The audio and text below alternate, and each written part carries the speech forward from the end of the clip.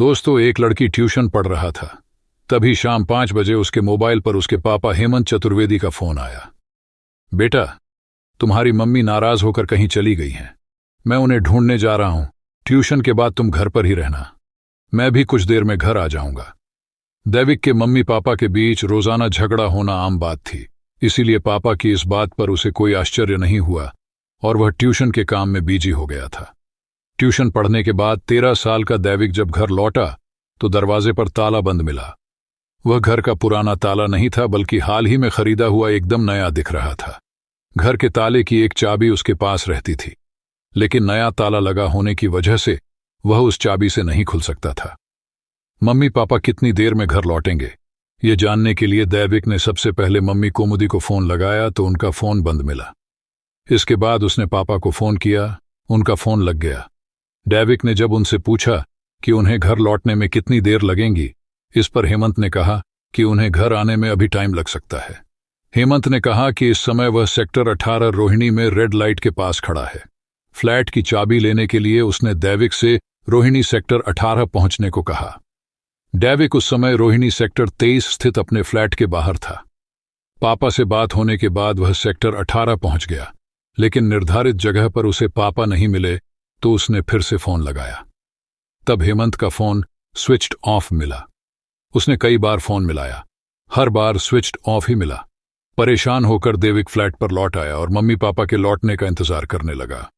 काफी देर बाद तक जब उनमें से कोई भी नहीं आया तो उसने फिर दोनों के नंबर मिलाए। उनके फोन स्विच्ड ऑफ ही मिले। दैविक परेशान हो रहा था कि अब क्या करे। दैविक के मामा विपुल नौटियाल अंग्रेजी अखबार हिंदुस्तान टाइम्स में उपसंपादक हैं। उसने परेशानी की इस हालत में विपुल मामा को फोन किया और उनसे जल्द आने का आग्रह किया। विपुल उस समय दिल्ली के कस्तूरबा गांधी रोड पर स्थित अपने ऑफिस में थे। अपनी बहन बहनोई के बीच रोज रोज होने वाले झगड़े से 48 वर्षीय विपुल वाकिफ थे, इसलिए भांजे की बात सुनने के बाद वह ऑफिस से छुट्टी लेकर उसके पास रोहिणी चले गए। वहां उन्हें दैविक रोता हुआ मिला। विपुल ने उसे चुप कराया और उन्होंने भी अपनी बहन और जीजा को फोन मिलाया। दोनों के फोन अब भी स्विच्ड ऑफ मिले।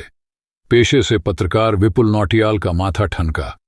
उन्होंने सोचा कि कहीं कोई गड़बड़ तो नहीं है, इसीलिए उन्होंने उसी समय पुलिस कंट्रोल रूम के 100 नंबर पर फोन कर दिया। कॉल करने के कुछ समय बाद थाना बेगमपुर के थाना प्रभारी राजेश कुमार सहरावत, एसआई मनदीप सिंह, कांस्टेबल विनोद कुमार आदि को लेकर रोहिणी सेक्टर 23 स्थित सप्तर्षि अपार्टमेंट के फ्लैट नंबर 110 पर पहुंच गए। पुलिस ने दैविक और विपुल नौटियाल से बात किया। उनसे बात करने के बाद थाना प्रभारी को भी मामला संदिग्ध लगा। पुलिस ने सबसे पहले फ्लैट से छानबीन शुरू करने के लिए दरवाजे पर लगे ताले को तोड़ा। दरवाजा खोलकर पुलिस फ्लैट में गई तो डबल बेड पर कंबल ओढ़े कोई सोता हुआ दिखा। विपुल ने जैसे ही कंबल हटाया उनकी चीख निकल गई। वहां उनकी छोटी बहन कौमुदी की लाश पड़ी थी। कौमुदी का गला कटा हुआ था और सिर भी फटा हुआ था। बिस्तर भी खून से सना हुआ था। किसी ने कॉमेडी का कत्ल करने के बाद उसकी लाश को तसल्ली से ढक दिया था। क्योंकि कॉमेडी का पति हेमंत चतुर्वेदी फरार था और उसका फोन भी बंद आ रहा था, इसलिए विपुल ने अंदेशा जताया कि हेमंत ने ही वारदात को अंजाम दिया होगा। क्राइम इन्वेस्टिगेशन टीम और जिले के आला अधिकारियों को सूचना देने के बाद थाना प्रभारी ने घटनास्थल का बारीकी से निरीक्षण किया। पता चला कि हत्यारे का मकसद केवल हत्या करना ही था, क्योंकि घर के कीमती सामान अपनी अपनी जगह रखे हुए थे। क्राइम इन्वेस्टिगेशन टीम ने भी मौके पर पहुंचकर कई सबूत कब्जे में लिए। मौके की जरूरी कार्रवाई पूरी करने के बाद थाना प्रभारी ने लाश को पोस्टमार्टम के लिए भेज दिया। ये बात 25 फरवरी 2014 की है।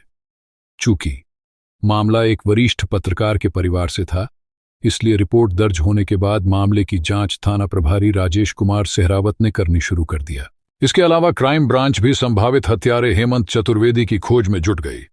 क्राइम ब्रांच के अतिरिक्त आयुक्त अशोक चांद ने स्पेशल यूनिट के एसीपी के पीएस मल्होत्रा के नेतृत्व में एक पुलिस टीम बनाई, जिसमें inspector Pawan Kumar, sub inspector Mandeep Sangwan, head constable Prithvi Singh, Muralidhar, constable Rohit, Solan की विनोद कुमार, संजीव, अंकित, प्रदीप, राजेश आदि को शामिल किया गया। क्राइम ब्रांच और थाना पुलिस की टीम हेमंत चतुर्वेदी को सरगर्मी से तलाशने लगी। पुलिस अपने स्तर से उसे ढूंढती रही, लेकिन उसका पता नहीं चला। इसी तरह दौड़ाई महीने बीत गए। दिल्ली में उसका कहीं सुराग नहीं मिला। क्राइम ब्रांच के एसआई मनदीप सांगवान के दिमाग में विचार आया कि हेमंत चतुर्वेदी जब दिल्ली में नहीं मिल रहा तो वह कहीं अपने गृह प्रदेश उत्तराखंड में तो नहीं छिप गया है, क्योंकि वह मूल रूप से पौड़ी गढ़वाल का रहने वाला था। मनदीप सांगवान और कांस्टेबल विनोद कुमार ने उत्तराखंड में मौजूद अपने सूत्रों और उत्तराखंड पुलिस के सहयोग से हेमंत को खोजना शुरू किया। उनकी यह कोशिश रंग लाई। पता चला कि वह कोटद्वार में वेश बदल कर रह रहा है। इस खुफिया खबर के बाद दिल्ली क्राइम ब्रांच ने 24 मई 2014 को कोटद्वार उत्तराखंड पहुंचकर हेमंत चतुर्वेदी को गिरफ्तार करने में सफलता हासिल कर लिया। पुलिस ने जब उसे गिरफ्तार किया तो उसके बदले हुए रूप को देखकर वह खुद अचंभित रह गई। स्थानीय कोर्ट में पेश करने के बाद पुलिस ट्रांजिट रिमांड पर उसे दिल्ली ले आई। हेमंत से उसकी पत्नी कौमुदी की हत्या की बाबत पूछताछ की गई तो उसने स्वीकार कर लिया कि पत्नी की हत्या उसने खुद की थी, उसकी हत्या की। उसने जो कहानी बताई वह दिमाग में पैदा हुए शक से उपजी हुई निकली। कौमुदी मूल रूप से उत्तराखंड के गढ़वाल के रहने वाले बीपी नौटियाल की बेटी थी। डीपी नौटियाल बिक्रीकर विभाग में अधिकारी थे। उनकी पोस्टिंग दिल्ली में थी, इसलिए दिल्ली के गुलाबी बाग स्थित मंदाकिनी अपार्टमेंट में परिवार के साथ रहते थे। यह सरकारी फ्लैट उन्हें सरकार की ओर से मिला हुआ था। बेटी कौमुदी के अलावा उनका एक बड़ा बेटा विपुल नौटियाल थे। बीपी नौटियाल एक अधिकारी थे, इसीलिए उन्होंने दोनों बच्चों को अच्छी शिक्षा दिलाई। कहमुदी की इच्छा टीचर बनने की थी। उसने सन 1977 में ग्रेजुएशन करने के बाद टीचिंग कोर्स किया। कोर्स करने के बाद उसे रोहिणी सेक्टर 25 स्थित रेयान इंटरनेशनल पब्लिक स्कूल में नौकरी मिल गई। एक बड़े स्कूल में टीचर बनने के बाद वह बहुत खुश थी। वहां उसे 35,000 प्रति महीना सैलरी मिलती थी। बेटी सयानी होने के बाद अपने पैरों पर खड़ी हो गई तो पिता उसके लिए उपयुक्त लड़का खोजने लगे। किसी परिचित ने उन्हें हेमंत चतुर्वेदी के बारे में बताया। हेमंत चतुर्वेदी उत्तराखंड के पौड़ी गढ़वाल के बगौली गांव के रहने वाले जगदीश चतुर्वेदी का बेटा था, जिनकी सड़क दुर्घटना में मृत्यु हो चुकी थी। हेमंत नोएडा स्थित एक प्राइवेट कंपनी में सेल्समैन था। उसे 15,000 प्रति महीना सैलरी मिलती थी। वह अपने भाई बहनों मां के साथ दिल्ली के पीतमपुरा में मंदाकिनी में रहता था। बीपी नौटियाल ने जब हेमंत और उसका परिवार देखा तो उन्हें लड़का पसंद आ गया। हेमंत की सैलरी भले ही कॉमेडी की सैलरी से आंधी से भी कम थी, इसके बावजूद भी उन्होंने हेमंत को पसंद कर लिया। कौमुदी को जब इसका पता चला कि जिस लड़के के साथ उसकी शादी की बात चल रही है उसकी सैलरी कम है, इसके बावजूद भी उसने शादी का विरोध नहीं किया। को विश्वास था कि उसके पिता ने जो फैसला लिया है वह किसी न किसी रूप में सही ही होगा। दोनों तरफ से बात होने के बाद 30 जनवरी 1978 को कौमुदी का विवाह हेमंत के साथ कर दिया गया। शादी के बाद कौमुदी चतुर्वेदियों के परिवार में रहने लगी। उनके साथ रहने के कुछ दिनों बाद ही उसे महसूस हो गया कि जिस हेमंत से उसकी शादी हुई है वह उसके लायक नहीं है। लेकिन अब हो भी क्या सकता था, उसे जिंदगी उसी के साथ बितानी थी, लिहाजा वह खुद को वहां अड़जे नष्ट करने की कोशिश करने लगी। हेमंत की एक सबसे बड़ी कमी यह थी कि वह रोज शराब पीता और कौमुदी से झगड़ता था। कौमुदी ने उससे शराब पीने को मना किया, लेकिन हेमंत ने उसकी एक नहीं सुनी। इसका नतीजा यह निकला कि इसी बात पर उन दोनों के बीच रोज रोज कलह होने लगी। हेमंत संयुक्त परिवार में रहता था। घर के और लोगों ने भी हेमंत को समझाने की कोशिश की, लेकिन उस पर कोई फर्क नहीं पड़ा। हेमंत के दोस्त ये बात जानते थे कि उसकी पत्नी की सैलरी उसकी सैलरी से 2 गुने से भी ज्यादा है। वे उसे उलाहना देते कि वह पत्नी का गुलाम बनकर रहता होगा। दोस्तों की ये बातें हेमंत के दिल में तीर की तरह चुभती चली जाती थीं। तब वह घर जाकर सारा गुस्सा कौमुदी पर उतारता था। इसी बीच कौमुदी ने एक बेटे को जन्म दिया जिसका नाम दैविक रखा। बेटा पैदा होने के बाद वह उसी के पालन पोषण में व्यस्त रहने लगी। उसने हेमंत द्वारा दी जाने वाली टेंशन को नजरअंदाज करना शुरू कर दिया। उसकी इस सहनशीलता को हेमंत ने गलत समझा। इसी का फायदा उठाते हुए उसने को और ज्यादा टेंशन देनी शुरू कर दिया। हेमंत का एक चचेरा भाई था उमेश। वह कुछ दिनों तक तो यह सोचकर चुप रहा कि हेमंत अपने आप सुधर जाएगा, लेकिन हेमंत ने परिवार में जब ज्यादा ही कलह करनी शुरू कर दिया तो बड़ा भाई होने के नाते उसने एक दिन हेमंत को समझाया और गृहस्थी में शांति बनाए रखने की बात कही। वह जानता था कि उन दोनों के बीच झगड़े की मुख्य वजह शराब है, इसलिए उससे शराब छोड़ने को कहा। उमेश के समझाने के 2-4 दिन बाद तक तो हेमंत ठीक रहा। बाद में वह अपने पुराने ढर्रे पर आ गया। उमेश ने उसे फिर से समझाया। हेमंत भी बड़ा डीठ निकला। उसने उसकी बातों को हवा में उड़ाना शुरू कर दिया, बल्कि वह कामुदी को और ज्यादा मानसिक व शारीरिक रूप से प्रताड़ित करने लगा। यह बात उमेश से देखी नहीं जाती थी, इसलिए वह हेमंत को डांट देता था। हेमंत शक की किस्म का था। उमेश के ज्यादा दखल देने पर उसे शक हो गया कि कोमुदी का उमेश के साथ कोई चक्कर है, तभी तो वह उसका ज्यादा पक्ष ले रहा है। अब हेमंत ने उमेश की बात माननी तो दूर, उसका लिहाज करना भी बंद कर दिया। इस बात को लेकर हेमंत पत्नी को ताने भी देता था। उमेश ने कभी भी कौमुदी को गलत नजरों से नहीं देखा। कौमुदी भी उमेश को बड़ा भाई मानती थी, इसलिए हेमंत के तानों ने दोनों के दिलों को ठेस पहुंचाई। इस आरोप ने उमेश को इतना आहत कर दिया कि वह अपने संयुक्त परिवार को छोड़कर रोहिणी के ही सेक्टर 16 में किराए पर रहने लगा। ससुराल में कौमुदी का पक्ष लेने वाला एक ही व्यक्ति था। वह भी वहां से चला गया तो कौमुदी की आंखों में आंसू भर आए। तब हमदर्दी का फाहा रखने के बजाय हेमंत ने शब्दों की छुरी से उसका जिगर छील दिया। जब बात बर्दाश्त से बाहर होने लगी तो कौमुदी ने सारी बातें मायके वालों से बता दिया। पिता बीपी नौटियाल बहुत शरीफ थे।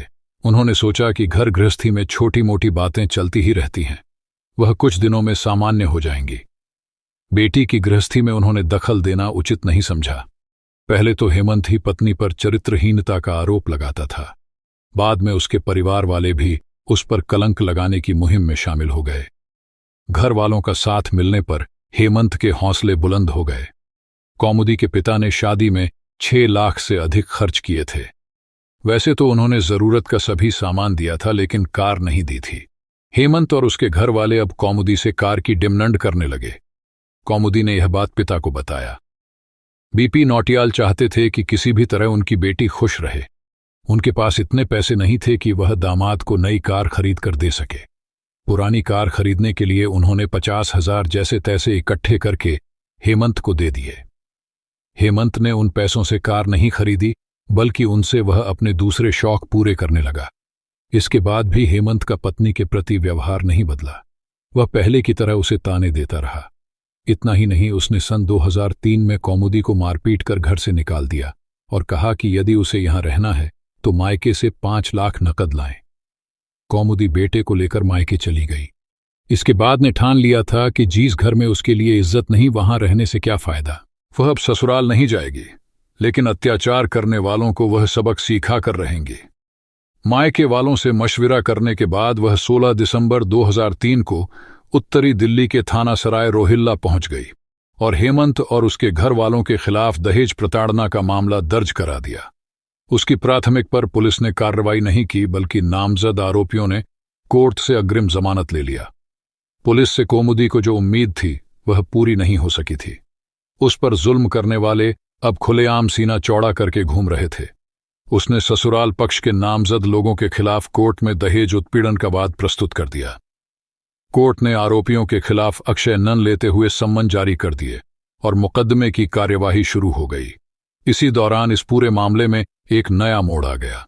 हेमंत ने भी कोर्ट में एक मामला दायर कर दिया। उसने बताया कि नोएडा की जीस कंपनी में वह नौकरी करता था। वहां से उसकी नौकरी छूट गई है। अब वह बेरोजगार है। आजीविका चलाने के लिए उसके पास कोई साधन नहीं है। उसने कोर्ट से दरख्वास्त की कि पत्नी से उसे गुजारा भत्ता दिलाया जाए। कई साल तक मुकदमा चलने के बाद जीत हेमंत की ही हुई। कोर्ट ने हेमंत चतुर्वेदी को बेरोजगार मानते हुए 30 अक्टूबर 2012 को फैसला सुनाया कि कौमुदी पति को 15,000 प्रतिमाह देगी। कोर्ट के आदेश पर कौमुदी कर भी क्या सकती थी। उसे अपनी लगभग आधी सैलरी निकम में पति को देनी पड़ती थी। वह परेशान थी कि क्या करे। 15,000 बचाने के लिए कौमुदी ने हेमंत से समझौता करना मुनासिब समझा। उसे पति से समझौता करने के लिए मजबूर होना पड़ा। इसके बाद हेमंत पत्नी और बेटे के साथ रोहिणी सेक्टर 23 में सप्तर्षि अपार्टमेंट में रहने लगा। उधर कौमुदी के बड़े भाई विपुल नौटियाज दिल्ली से प्रकाशित होने वाले अंग्रेजी अखबार हिंदुस्तान टाइम्स में उप संपादक हो गए थे। पिता बीपी नौटियाल भी रिटायर हो चुके थे, जिससे उन्हें अपना सरकारी आवास छोड़ना पड़ा। विपुल ने वसुंधरा एनक्लेव में फ्लैट ले लिया था। वह बेटे के साथ ही रहने लगे थे। हेमंत कुछ दिनों तो ठीक रहा। इसके बाद उसने पुराना रवैया अख्तियार कर लिया। उसने कोमोदी और उमेश के संबंधों को लेकर फिर से अंगुली उठानी शुरू कर दिया, यानी उनके बीच फिर से कलह शुरू हो गई। 25 फरवरी 2014 को भी इसी मुद्दे पर दोनों के बीच बहस छिड़ गई। हेमंत गुस्से में आग बबूला हो गया और उसने पास में पड़ा हथौड़ा उठाकर कौमुदी के सिर पर दे मारा। एक ही बार में कौमुदी का सिर फट गया। वह बेड पर गिर गई और सिर से तेजी से खून निकलने लगा। यह देखकर हेमंत घबरा गया। उसे लगा यदि पत्नी को इस हाल में छोड़ देगा तो जीवित बचने पर वह उसे जेल भिजवा देगी। खुद को बचाने के लिए वह किचन में गया और वहां से तेज धार वाला चाकू ले आया। कॉमेडी बेड पर बेहोशी पड़ी थी, तभी हेमंत ने उसका गला काट दिया। इसके बाद उसकी मौत हो गई। हेमंत का इरादा लाश को ठिकाने लगाना था, लिहाजा वह अंधेरा होने का इंतजार करने लगा। तब तक फ्लैट में कोई ना आए, इसलिए वह बाजार से नया ताला खरीद लाया और दरवाजे पर लगाकर वहां से चला गया। घर का पुराना ताला उसने इसलिए नहीं लगाया क्योंकि पुराने ताले की एक चाबी बेटे दैविक के पास थी। उसने बेटे को कॉमेडी के कहीं चले जाने का इसलिए फोन किया था कि वह फ्लैट पर देर से आए, लेकिन वह ट्यूशन पढ़कर शाम 6 बजे के करीब ही फ्लैट पर पहुंच गया था और बाद में भेद खुल गया।